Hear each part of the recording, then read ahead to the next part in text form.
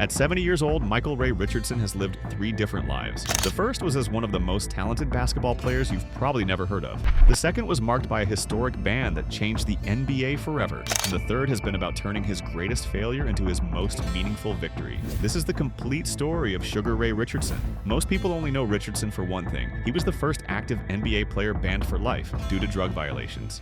But that single moment doesn't tell the whole story of a man whose journey from small-town Texas to NBA stardom reveals both the dangers of the league's darkest era and the power of human redemption. Richardson's path to basketball greatness wasn't guaranteed. Born in Lubbock, Texas, he didn't even become a starter on his high school varsity team until his senior year at Manual High School in Denver, Colorado. He was what coaches call a late bloomer, someone who had to work twice as hard to earn his place on the court. This work ethic carried him to the University of Montana, where he truly found his game. From 1974 to 1978, Richardson became a statistical force for the Grizzlies. As a sophomore, he averaged over 18 points, 6 rebounds, and nearly 4 assists per game. By his senior year, he was averaging 24.2 points per game, a single-season record that still stands at Montana today. He earned 3 straight first-team All-Big Sky selections and helped lead the Grizzlies to multiple successful seasons. It was during these college years that he earned his nickname Sugar for his smooth style of play. Richardson had developed into a complete player who could score, rebound, pass, and defend at an elite level. NBA scouts took notice.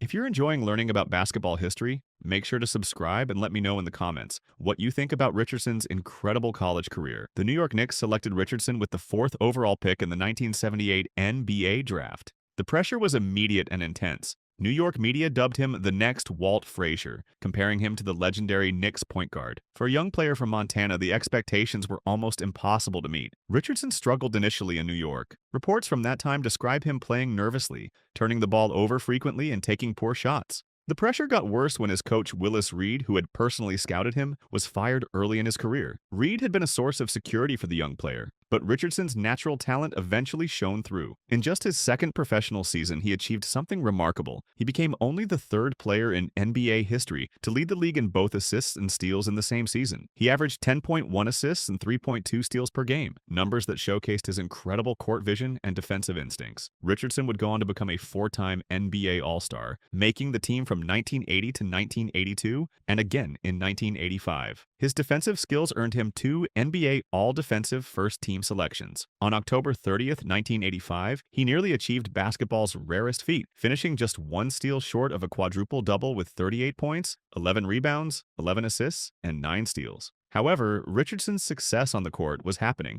during what's now known as the NBA's cocaine era. The late 1970s and early 1980s were a time when recreational drug use was widespread throughout professional sports and society. Richardson himself has described how pervasive the drug culture was, with opposing players openly discussing connections after games. The pressures of NBA stardom, combined with this environment, created a perfect storm. Richardson has been honest about his struggles, admitting that his drug use spiraled out of control after joining the NBA. He described himself as weak when it came to coke and acknowledged succumbing to peer pressure in New York's highly visible social scene. Despite entering rehab multiple times throughout his career, Richardson found himself caught in the cycle that defines addiction. Recovery isn't a straight line, and his story illustrates this painful reality. In 1985, he was awarded the NBA Comeback Player of the Year award, which seemed to signal his successful return from substance abuse issues. But addiction is far more complex than a simple comeback story. Less than a year after receiving that award, Richardson failed his 3rd drug test. The NBA had implemented strict new policies under Commissioner David Stern, who made cleaning up the league's image a top priority.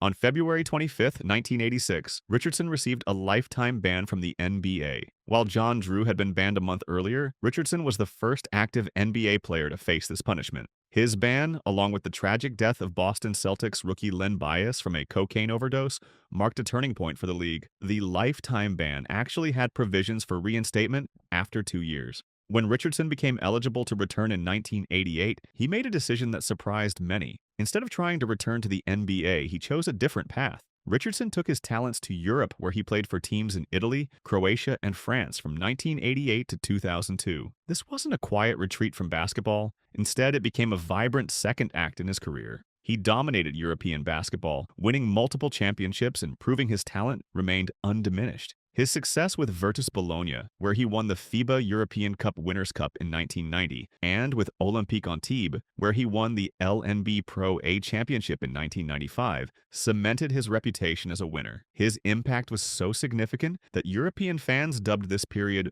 Sugar Mania. Playing until age 47, Richardson rebuilt his professional identity on his own terms. He proved that his story wasn't defined by how it ended in the United States, but by how it continued on the international stage. In 2004, Richardson began his third professional chapter as a head coach. He led the Albany Patroons in the CBA and later the London Lightning in the NBL Canada. His coaching success matched his playing achievements, guiding teams to 2 CBA championships and 2 NBL Canada championships while earning Coach of the Year honors. However, Richardson acknowledges that his past continues to affect his opportunities. Despite winning 5 championships across 3 different leagues as a coach, he never received opportunities to coach at higher levels like the NBA or G League. He believes his ban created an institutional memory that limited his advancement, showing how the consequences of past actions can persist, even after personal redemption. Today, at 70, Richardson lives a quiet life in Oklahoma focused on his health and grandchildren. He has maintained sobriety for decades, transforming his lowest moment into his greatest teaching tool.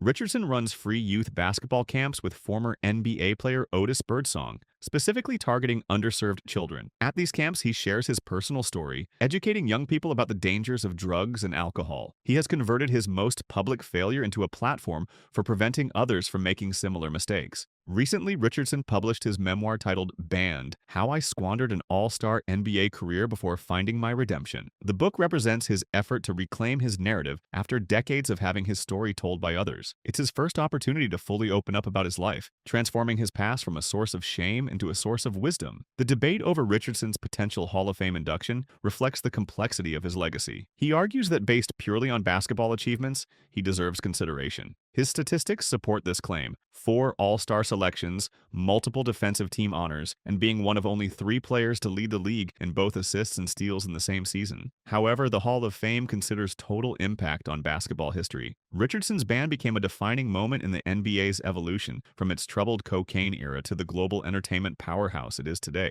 His story helped scare a lot of people into sobriety, as he puts it, making him a symbol of both the league's dark past and its decisive turn toward a cleaner future. Richardson's life demonstrates that redemption is possible even from the most public failures. While personal growth and change can happen at any stage, institutional forgiveness often moves more slowly. His story shows the difference between rebuilding your life and changing how institutions remember your past. What makes Richardson's story particularly powerful is how he transformed his relationship with his past. Rather than hiding from his mistakes or making excuses, he owns them completely. In his memoir in Youth Camps, he doesn't sugarcoat the reality of addiction or pretend his ban was unfair. Instead, he uses his experience as a cautionary tale that resonates with young people who might otherwise dismiss anti-drug messages from someone who hadn't lived through the consequences. His approach to mentoring reflects hard-earned wisdom. Richardson understands that addiction doesn't discriminate based on talent, success, or good intentions. His message to young athletes is simple but profound. Talent alone isn't enough to protect you from poor choices, and the consequences of those choices can follow you for decades, even after you've changed your life. The timing of his memoir release also speaks to his continued commitment to education and awareness. At 70, he could easily remain private about his past struggles. Instead, he chose to relive painful memories publicly because he believes his story can prevent others from experiencing similar pain. At 70, Micheal Ray Richardson has found peace and purpose. His journey from Montana College star to NBA All-Star, to band player to European champion to youth mentor, illustrates that our lowest moments don't have to define us. Sometimes they become the foundation for our most meaningful contributions. Make sure to subscribe if you enjoyed learning about this incredible story of talent, struggle, and ultimate redemption. What aspect of Richardson's journey resonates most with you? Let me know in the comments below.